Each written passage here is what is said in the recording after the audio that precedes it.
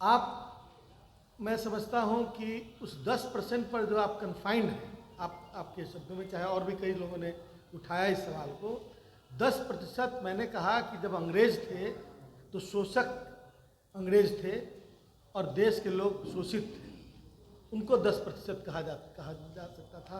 जगदेव बाबू ने स्वतंत्रता आंदोलन में भी हिस्सा लिया था मजबूती से। और उसके बाद मैंने कहा कि अंग्रेजों के जो पिट्ठू थे, जिनको अंग्रेजों ने अपने शोषण की सत्ता सौंपी थी, वो अंग्रेजों के दलाल ही थे, इस वजह से उनको शोषण की सत्ता सौंपी गई थी।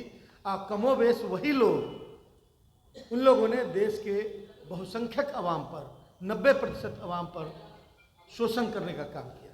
तो इन बातों को भूला तब जाता है जब परिवर्तन हो जाता है।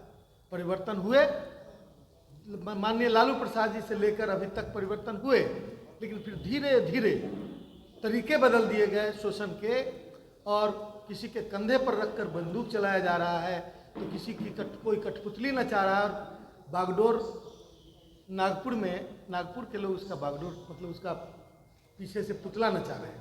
तो ये सारी बातें सामने आ रही हैं और यह अवाम के 90% अवाम के विरुद्ध है।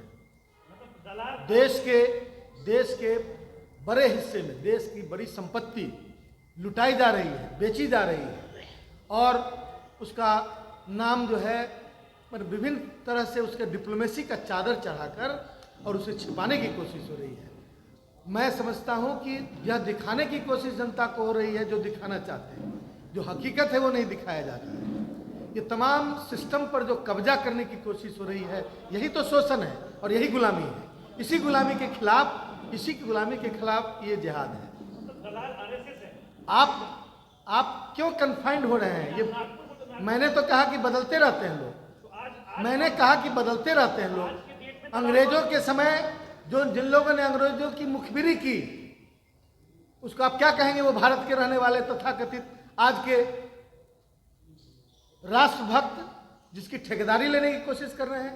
बाकी लोग क्या अंग्रेजों के साथ थे? जो राष्ट्रभक्त आज वो बन रहे हैं, ये देशभक्ति और राष्ट्रभक्ति का ठेका लेने वाले लोग, मैं नहीं कह रहा कि 100%, लेकिन ऐसे अधिकांश लोग की मानसिकता वही है। इसी मानसिकता के खिलाफ यह लड़ाई है। यह किसी जाति या किसी धर्म या किसी व्यक्ति के खिलाफ नहीं। राष्ट्रभक्ति करने वाले लोग ही लोग हैं, जो लोग शोषक थे, जो रूप बदलकर आप क्यों नाम पर जा रहे हैं? कोई एक आदमी हो तब तो नाम बताएं। यह एक व्यवस्था है। यह सामने में कुछ और दिख रहा है। प्रधानमंत्री का मैं वही बता रहा हूं। ये तमाम वैसे संगठन हैं, यह संगठन के लोग हैं जो उस मानसिकता के हैं, जो जगदेव बाबू के विचारों के खिलाफ साजिश करते रहे। तो तमाम ऐसे लोग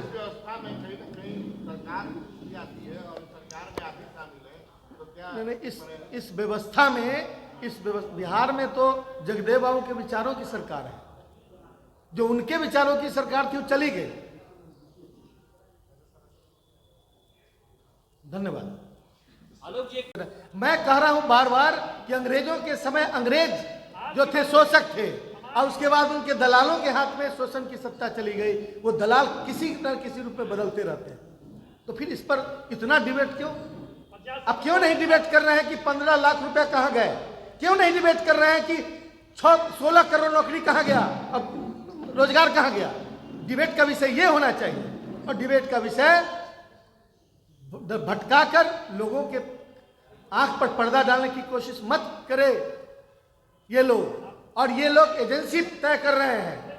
पब्लिक में जनता का जो विल एंड विश है वो जाना चाहिए। जनता क्या चाहती है, देश में क्या हो रहा है, क्या बीत रहा है। रेलवे बिक गया, एयरलाइंस बिक रहा है, वो जनता के पास क्यों नहीं जा रहा है?